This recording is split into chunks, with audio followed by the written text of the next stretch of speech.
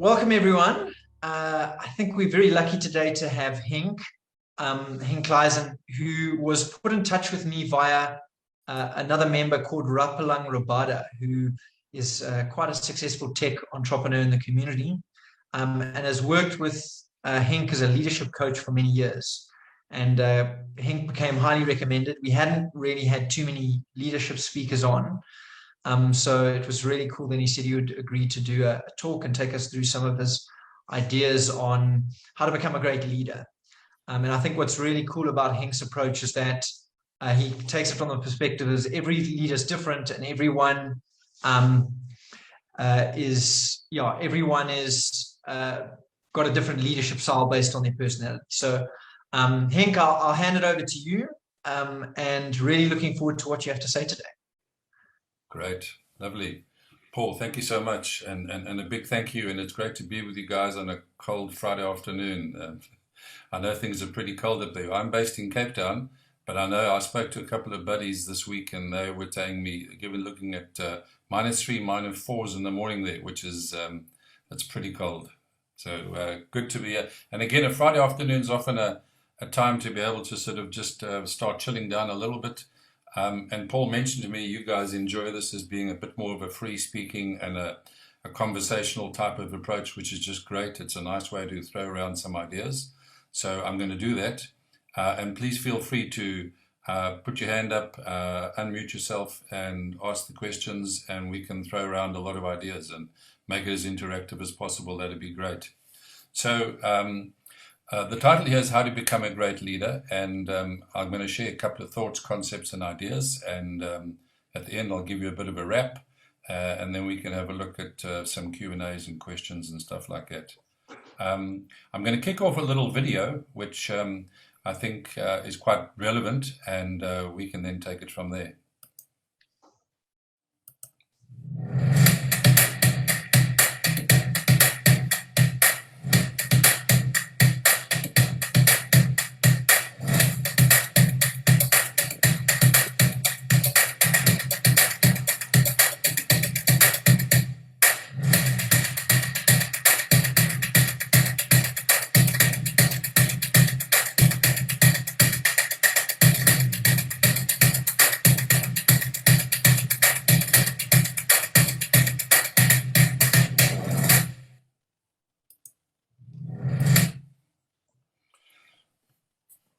So that's a nice way of just setting the scene in terms of saying, so the question is how do we become great leaders? But I think one of the things that is important is it really is, it's the bottom line here. And if we can cut to the chase right away and say, guys, it's quite simple. Leaders basically create impact. That's what it's all about.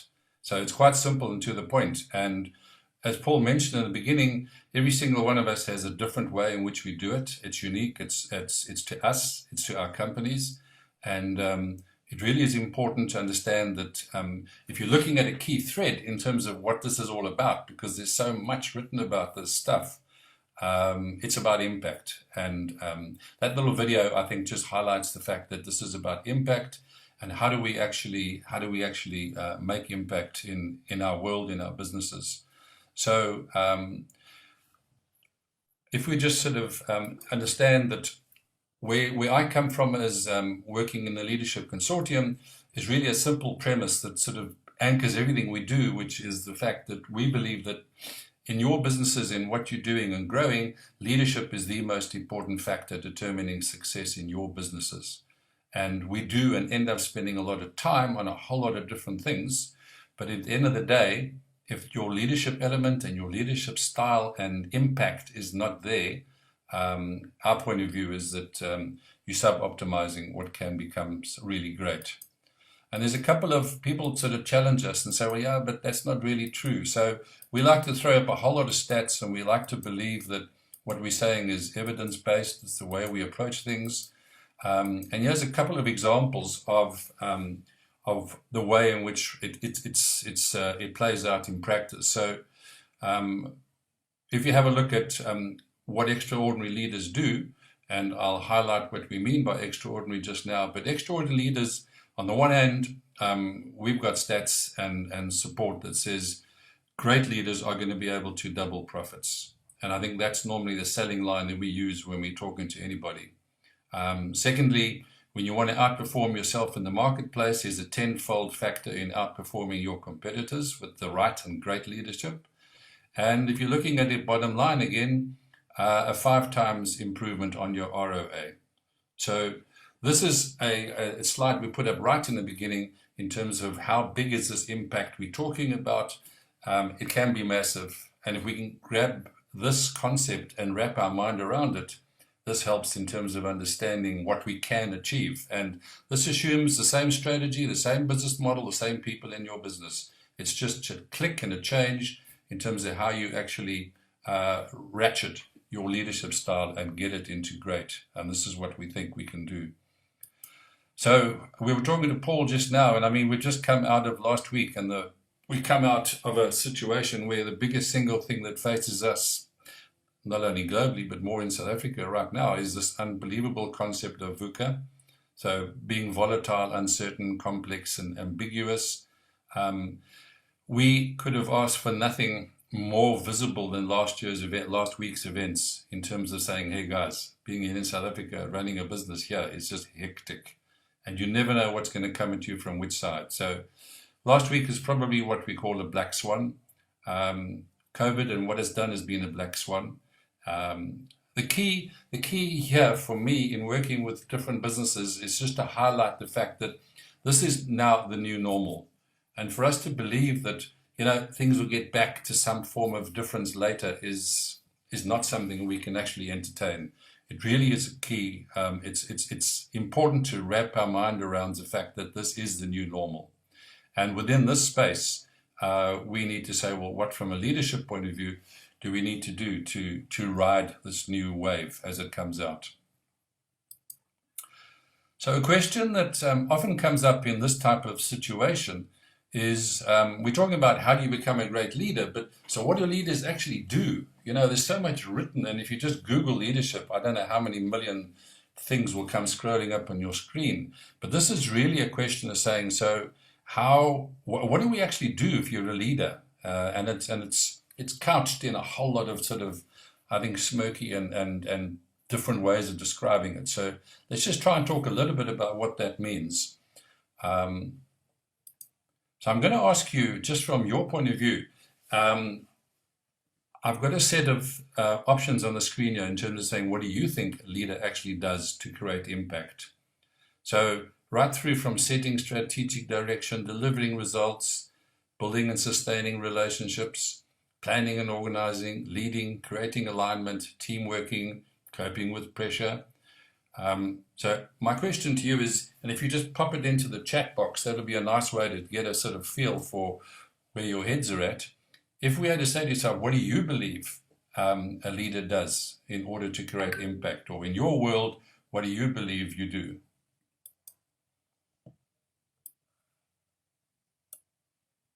You can just park in a number from 1 to 10. So Clive is saying 3, which is build and sustain relationships. 1 and 2, which is setting strategic direction and delivering results from Andrew. Sebastian, a 9. Some of the above, right?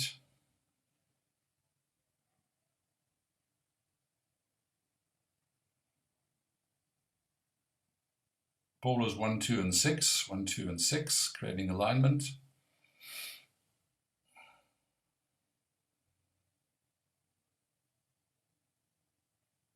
One, 2, and 3. That's Rapalung, who's on the call with us, which is great. There we are. That's fantastic. That's great. Thank you so much, guys. So let's have a look and talk a little bit about how we understand it and how this plays out.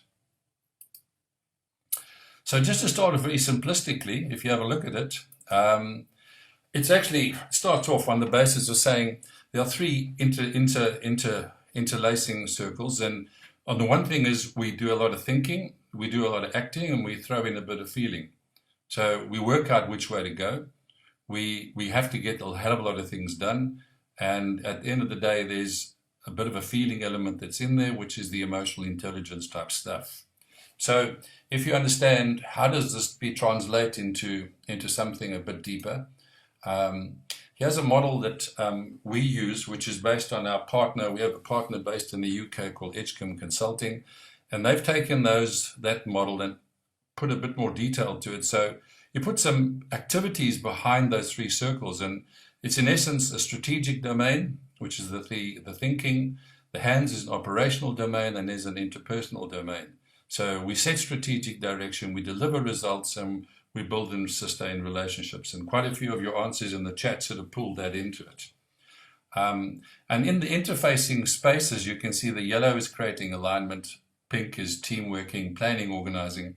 And the nice thing about this model is in the center, we basically have what we call leadership. So it's the interface we use a model called the primary colors. And it's called primary colors because if you take, for those of us who know what's going on with the primary colors, when you take those three colors, you basically get a bright light in the middle. So an interface between those three and the overlap.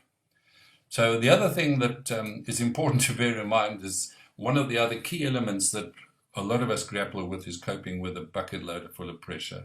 So that's another element that's thrown into the mix. So we can put some fancy labels to this. So we create the future, we focus on the task, we focus on relationships, and there's an interplay between delivering today and creating the future. So that it helps us understand the model in terms of what leaders do, where it fits in, and it can be used when we're talking about different companies at different life cycles, at different stages of your growth. Where are you and what sort of leadership style do you need for that type of stage of growth? So this helps understand that this is really a nice framework, and there's not many that actually can highlight what do leaders actually do. And I find this quite useful in terms of explaining this is really, at the end of the day, what's required.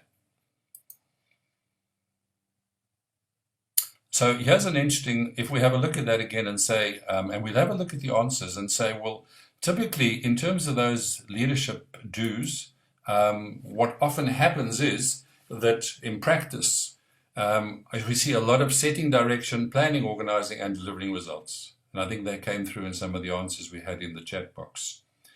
Now, what we know from a fact is that leadership style or doing those sort of things, it definitely works in practice. But what we're missing is this orange block on the right. And the orange block is the interpersonal space. It's the building, sustaining relationships, the team working, creating alignment stuff. And we tend to miss out on that typically. So what we're talking about is saying that we should actually go through a process where we include the whole red circle as part of what we do.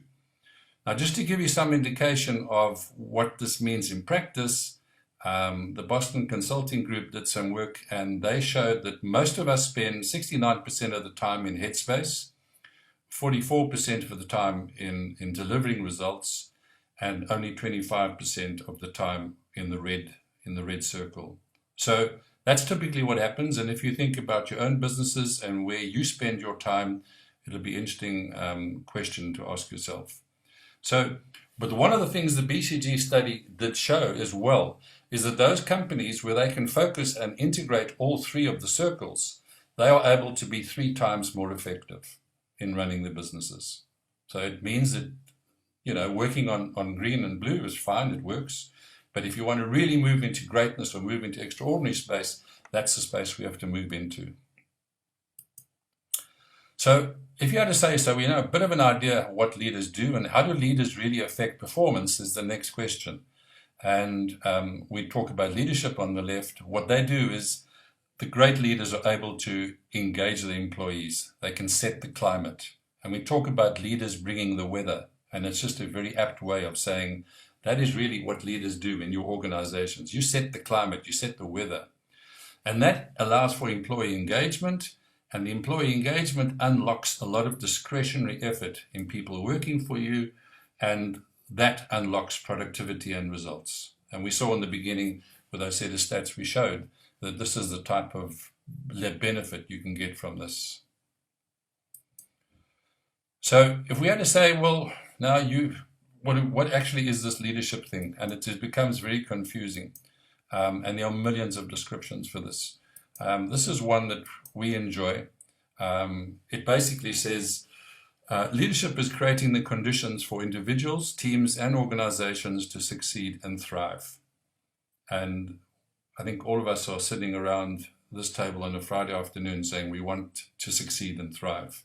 And leadership really is creating those conditions for us to all make sure this happens. And it does not have to happen just ourselves as individuals. So as we look at this this whole story is unfolding now, we've spoken about some ideas about what leaders do. We've spoken about a leadership model that can put together some sense about what leaders do. We spoke about the fact that this is about impact. So let's have a little look at when we talk about impact, what does it really mean when we say making impact? So if we have a look, we're going to introduce you to a model that we enjoy, but it's a model that basically says impact, if you analyze it, is a combination of a set of proclivities, and proclivities is a very fancy word for energy, and skills. So in very simple terms, where's my energies and what skills do I have?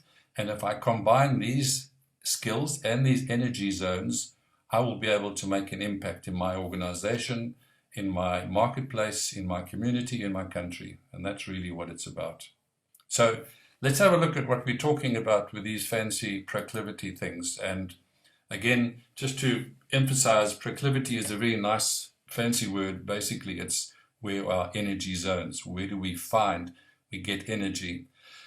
And energy basically is different from a functional skill in the sense that it's where we get, where we are in the flow, where we naturally find ourselves doing things, where it's easy, where other people might say this is hard work. We just find it just happens. We enjoy it. It's great stuff.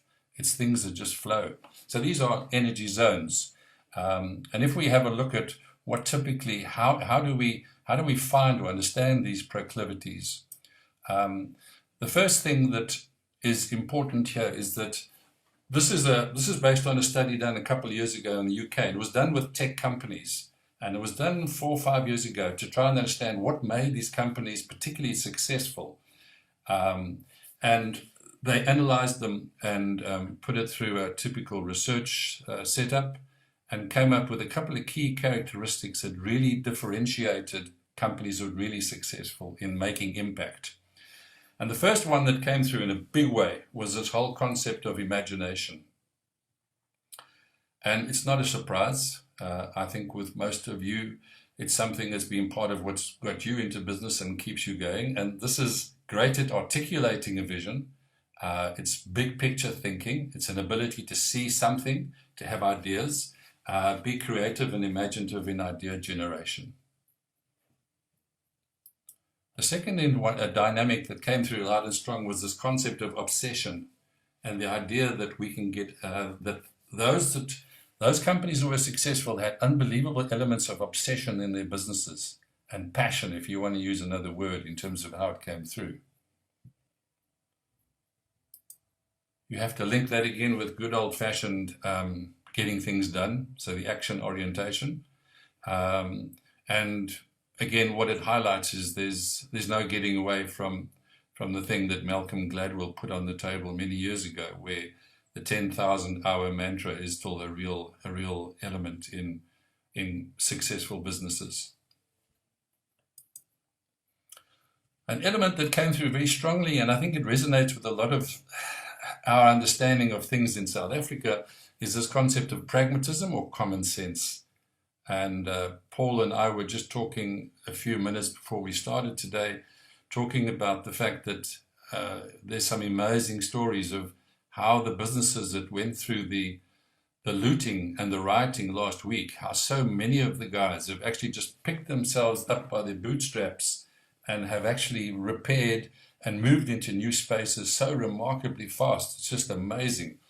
And I think it's a hallmark of definitely South African business, is this resilience, this ability to find a way out of things. The Afrikaans folks use a word called a boer maak 'n plan. It's something where, as South Africans, we're pretty good at this stuff. We can pull ourselves out of situations, and we have a healthy dose of common sense. So if you put all those elements into a framework, we have something which is a tool that we use quite a lot called the GC Index. And I just find it very useful to understand business and understand business people and leadership. So on the top right-hand side, we talk about the type of characteristics of successful businesses is a group of people called the game changers. And the game changers transform the future. They create original ideas. So they're very special people. Typically 10 to 15% of any successful organization has these folks in the organization. Then you have a bunch of folks who are called the strategists, and they make sense of these ideas. They're not able to map the future. And then you have a group of folks and skill sets in a company where we talk about implementing or building the future. So they make things happen. And then we got a group, which was a new group as well, together with the game changers, called the polishers. And the polishers make these ideas brilliant. And then you get a group in the middle there called playmakers. These orchestrate the future, and they make sure that people work together, make sure people are on the same agenda. So what they found was that in organizations that had proven in practice that they were very successful, they had a nice balance of these elements in their companies. And this was what enabled them to drive their success the way they had. And if you have a look at this in a bit of more detail, we spoke about obsession. So the game changers and the polishers are very obsessive folks. The game changers are focused on imagination, the same as the strategists. The polishers and the implementers are really action orientated. And on the left-hand side, we have those folks that are extremely pragmatic. And on the right-hand side, we have folks that are more obsessive. And really, those were the highlights and the ahas that came out of this research and this study. So the concept of game changers, polishers, a new whole way of doing things. So these are the proclivities that we identified. And the nice thing about this is we can put this into a mixer, and we can ask people to fill in questionnaires, and we can come back with a profile of what is your typical style. And once you understand your style, it indicates your proclivity. It indicates where your energy goes naturally. So here's an example of a person who's filled in an exercise like this, and we would get a type of chart that looks like this. It says this person is strong in polishing. We do the chart on the left is what we call the bubble chart. Unbelievably high in polishing, 10 out of a 10 type of typical score. And their second score is an 8, which is game changing. And typically we're strong in 2 zones. So we have proclivities or energies in 2 of those spaces. And here's a good example where you've got what we call a polisher and a game changer. Now, you'll see that there's a 1 for playmaking, and there's a 1 for strategist, and there's a 2 there for implementing. So this person is unbelievably obsessive, unbelievably powerful in a business, really focused on the detail, but also a game changer, can see things and can be different. And this helps you understand where your natural energies go. It doesn't mean that you can't do the playmaking, strategizing, implementing. We can. It's a question, it becomes a fag. It becomes something that we don't like doing. It's a drag. We get tired and we get stressed. So this is a way in which we can understand, in order to make our impact, we need to play to those energy zones, to those strength areas that are really part of what makes us what we are. Give you an example. A guy like Steve Jobs would have been a 10-8. He would have been a game changer polisher. So it's an indicator of where he got his energy zones from.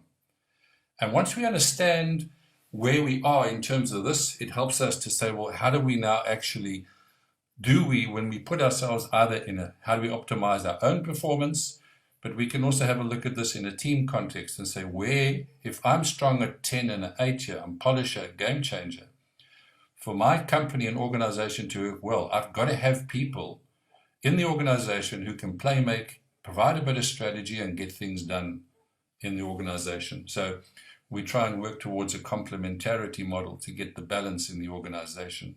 But it is critically important that we focus on where we have those natural energies, and that's where we're at our best and we become great. That's the takeaway here. So that's the story about proclivities and energy zones and part of the impact. The other side of the coin really is saying we have to have a set of skills, we have to have a set of competencies. And if you look at the competencies, we're talking about, we're going to talk about the areas where impacts in the leadership space. So we are very proud and happy to be part of the South African partner of a company called Zenger Folkman. Zenger Folkman is a globally based leadership development company, and their whole approach is, again, evidence-based, using facts, figures to analyze what is leadership all about and how do we do it. And they have analyzed the best part of over, the number there says 122,000 leaders globally. It's now a lot more. It's around about 150,000. So we've got about just under 2 million assessment responses.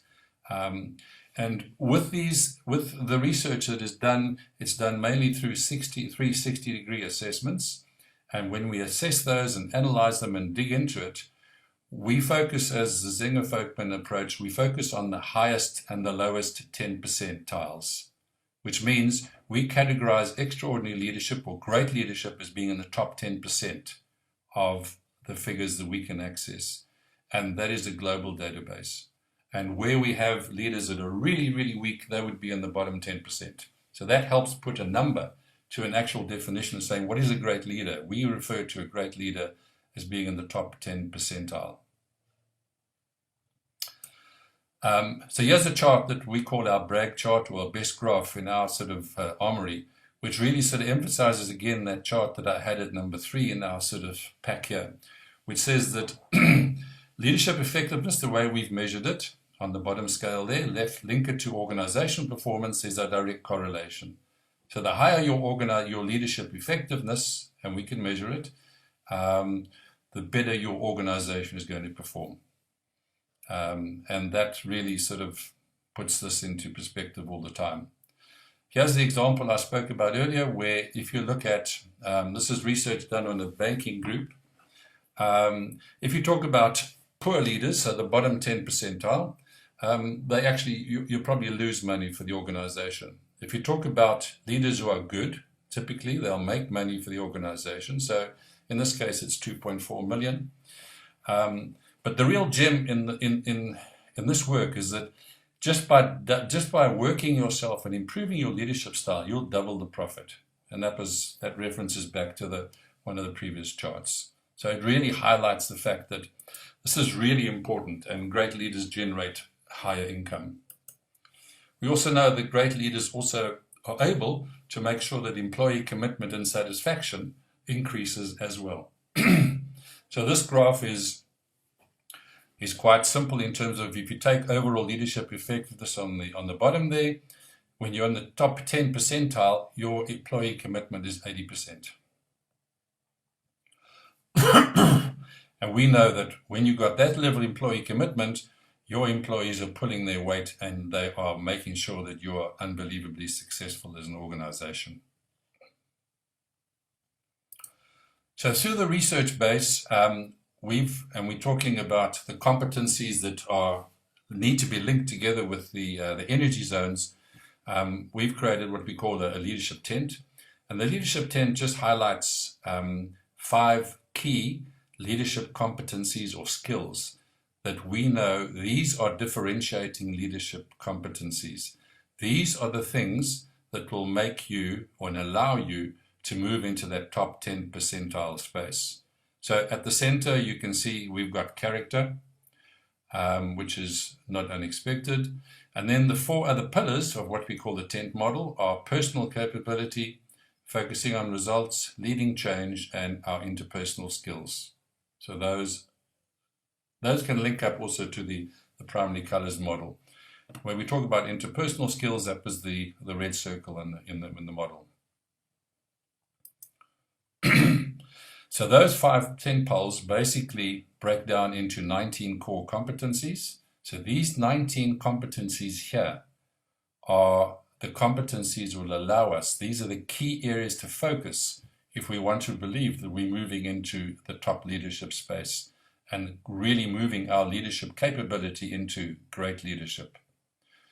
So you'll see it goes right through from driving for results to customer external focus, honesty, integrity in the middle there, and those are the competencies that we work with.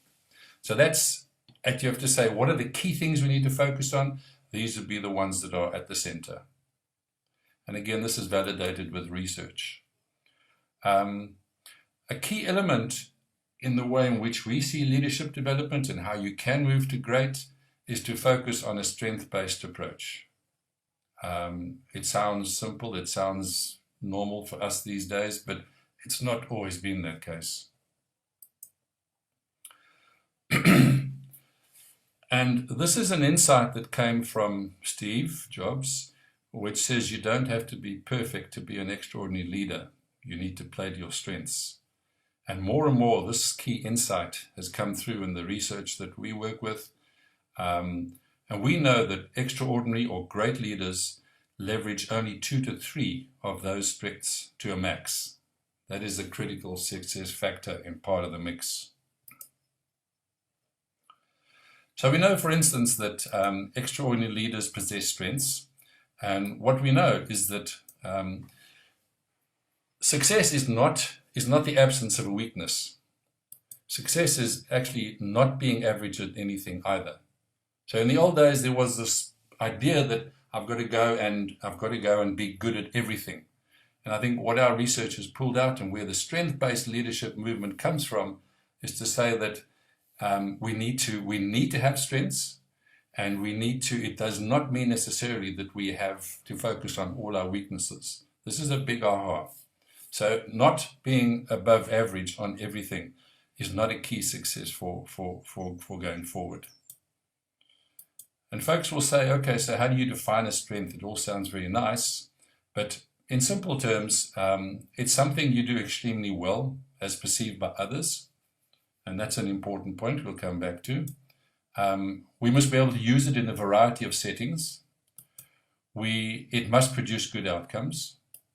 It must have intrinsic value plus positive outcomes. So important for us, and it happens to produce something outside as well.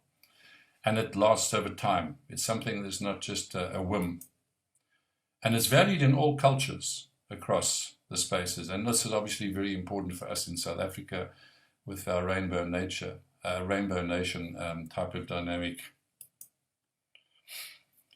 Something that people ask us as well is, yeah, but strengths can be developed throughout your lifetime. Is that true? Yes or no?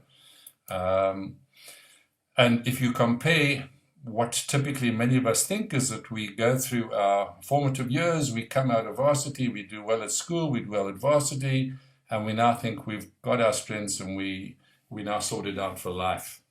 And one of the key things when you're talking about the leadership space is that it's critical that our leadership skills and competencies get developed throughout our lifetime. It's not just a simple acquire them and move on and been there, done that. So it's not something where by the time we're 15 or 18, we've got the strengths we know we have and we just use them in our adult life afterwards.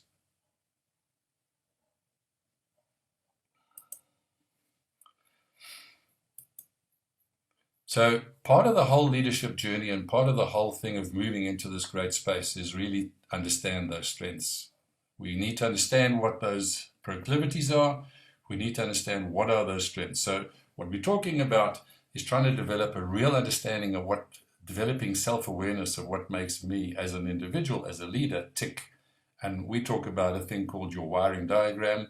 It's understanding those strengths as being a critical part.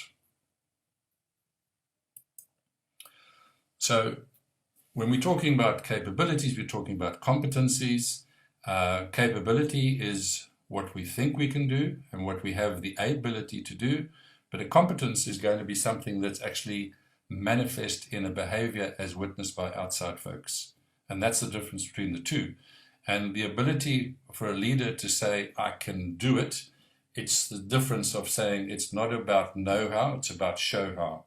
And unless one can move from the know-how into show-how in the leadership space, in essence, it's all about know-how and not producing real leadership, demonstrable benefits that come through.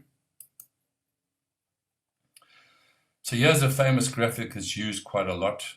So we're talking about self-awareness between capability and competence. So leadership and self-awareness are really epitomized by this lovely graphic here, which is the cat looking and seeing a lion in the mirror. So the ability to self-monitor and have an accurate perception of what our strengths and our weaknesses is one of the predictors of being great and being successful. And again, a lot of the thoughts and the ideas and the ideas that I'm putting on the screen here sound a bit theoretical, but in our day-to-day work, in working with leaders, it's just so amazing that these are very, very, very real in day-to-day life for guys and ladies running their own businesses. So here's an aha that most people often will say, I'm not sure about this. But in essence, in terms of saying people don't judge themselves accurately, if I made that statement, most people would say, no, I think I'm pretty good at understanding what makes me tick. You know, I've been around 35 years, 40 years, maybe 50 years. I think I've been with myself for that period of time. But in essence, what we know is that most people are not good at judging their own strengths. And we take an opposite point of view, that in fact, you may in fact be the worst person to judge your strengths and your weaknesses. And why we advocate a 360-degree feedback process is because this is the best way of getting an objective point of view, because you're using a multiple of different people giving you input in terms of how you, as a leader, show up in any situation, but particularly in the leadership space. So here's again a nice graph to basically say, well, how bad are we at this thing? And this one just highlights the fact that our self-perception of ourselves is probably at about 40 to 50% of what others perceive. And we're talking here about your leadership space. We're talking here about how you show up as a leader, not just how you think you are a leader. This is how I show up. And that's often a scary graph when I look at it, and it gives me the heebie-jeebies. And here's another way to look at it in terms of saying, all right, so what we've got here is, if you have a look at people's different leadership effectiveness and how they score themselves, their self-rating versus others, you'll see that from the first right until about the 30th percentile here, our self-rating is obviously far higher than how other people rate us. Whereas, as soon as we become better leaders, others rate us higher than we rate ourselves.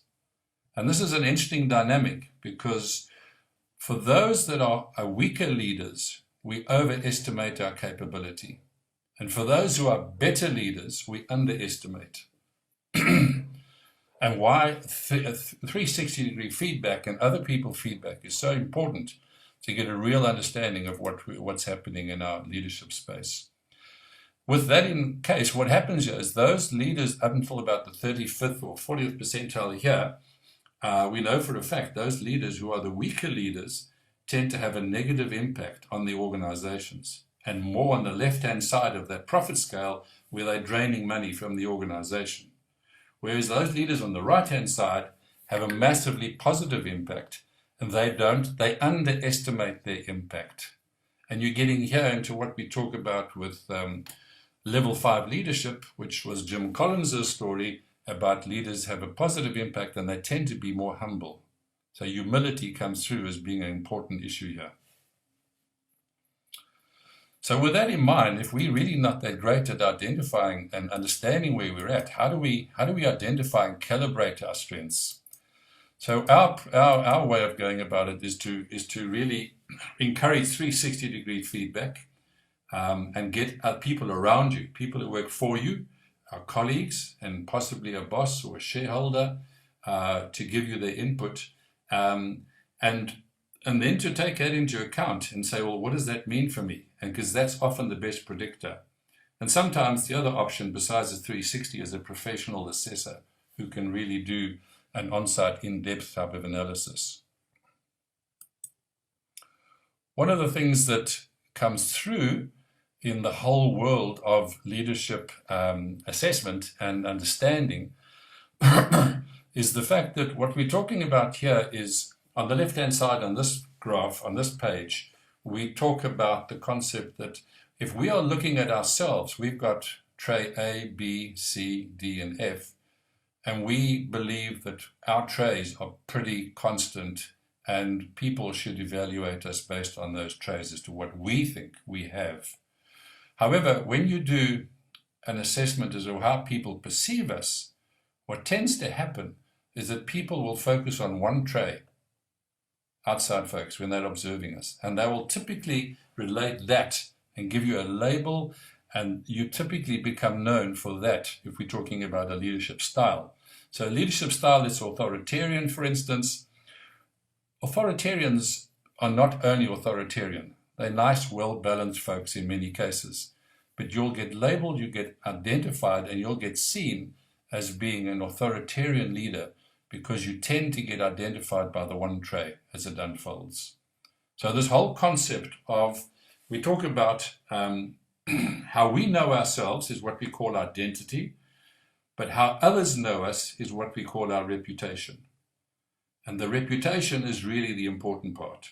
The reputation determines how successful we're going to be when you're working in an organization with other people, with shareholders, with stakeholders in various forms. These become the success factors.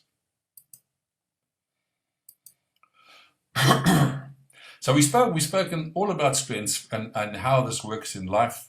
We spoke about the 19 identified strengths and the 5 pillars. But let's have a look at a dynamic here that is a real eye-opener that I think is a real gem, is the fact that our leadership effectiveness, if we use and we identify how many strengths we have, if we know we've got one strength, we will be normally at the 34th percentile, typically. When you have a look and say, can I develop those strengths? When you move to 2 strengths, or 1 strength over here, you'll move up to the 64th overall leadership effectiveness. And when you move further and develop a maximum, say, of 5 strengths, you'll be at the 91st percentile, you'll be at the top of the pile in an extraordinary space. But the amazing part here is that if you develop 3 strengths, 3 profound strengths, this means you operate at the 90th percentile in the top 10, you basically will be, effectiveness is going to be at 81st percentile. So by just focusing on those key strengths, you're going to move and you're going to jettison yourself right through to the top of the pile. And that's a really big aha. We don't have to be magnificent and we don't have to be perfect. And if we understand that a group of profound strengths enables us to move into that space, that is a big aha. So if I just say, what does improvement mean to most people? And against the backdrop of what we're talking now, and if I said to you, and maybe in the chat box you can just drop it quickly, if I had to say to you, type a 1 for fixing your weaknesses and a 2 for working on building strengths, where do you think in your world most of your improvement, your leadership improvement, is going to come from? Either 1 or 2.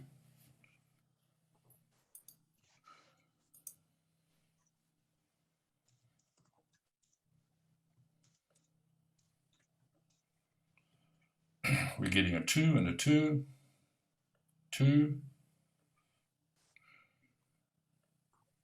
2s are coming through.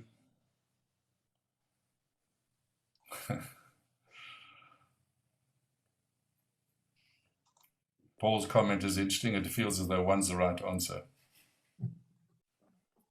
2 and a 2. Can we choose both? Good one. Henk, I see that we've got about 15 minutes left. I think there's been so much good content.